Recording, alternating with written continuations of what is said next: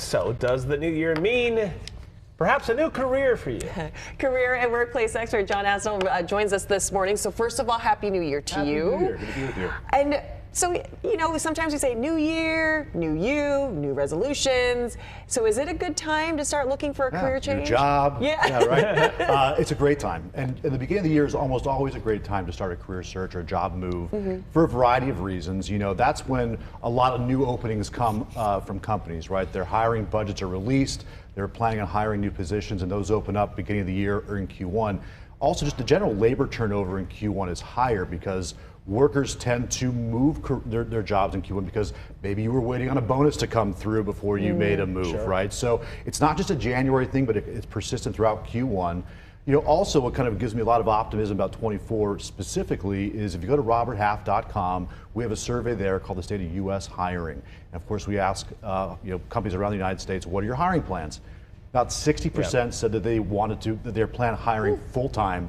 70% said they were adding contingent workers, which means that a lot of those projects are coming back online that might have been delayed in 23. So a lot of really good momentum heading into the year. Leading into our interview with you, we mentioned that the jobs report came out a little stronger than anybody thought. Yeah. They were expecting 170. Right. It got 216,000 new jobs. The unemployment is at 3.7%.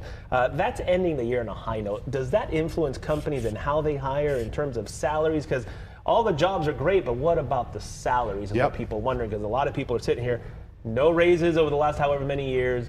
What does the future hold? Well, you know, obviously very strong jobs report. And in addition to those numbers, you know, they also, for the year, posted a 4.1% wage increase. So, you know, that's a strong wage increase. It's down a little bit from years past, but 21 and 22 were unprecedented years, right?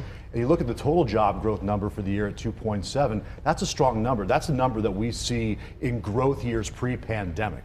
So, I mean, certainly coming into 2024, there's a lot of momentum. We're still seeing all-time lows in certain categories of like accounting and finance, IT and HR, just to name a few of them. So absolutely. I mean, I think that job seekers will continue to have a lot of say in what they're able to command as far as wages, flexibility, and a lot of other things that they're looking for. Everything sounds very positive, which I love, but sometimes if we get to a certain age or a certain point in our life, is there ever a point where it's too late to make a career change? Yeah, you know, I think that I would probably give 3 pieces of advice, you know, and so we can kind of break them down. Everyone likes, you know, an acronym. There's 3 T's. So first and foremost, take inventory.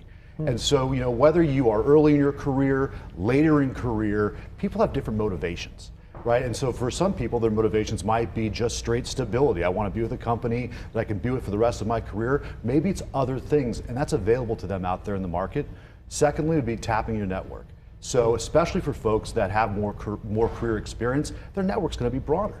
And so they're going to be able to get the inside scoop if they were going to make a change into a company that meets their motivations. And then finally, of course, you know, turn to a recruiter if you have any questions. I mean, recruiters, especially local recruiters here in San Diego, they have insight into the market that maybe you wouldn't see just floating around the internet or speaking with colleagues. So I think that all those things, whether you're, you know, mid-career, late career, early career, all good points. Let's talk about AI, because it seems like it's playing a role in every aspect of our lives nowadays.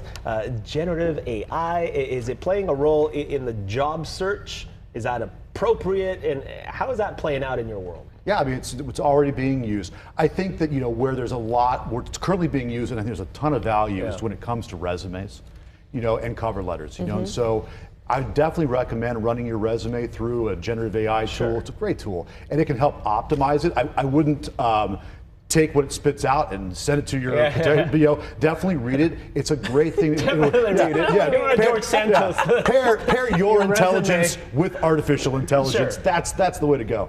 But you know, ultimately, that's going to help you get the interview right and get in front of the people that hopefully you're working for. It's not going to get you the job.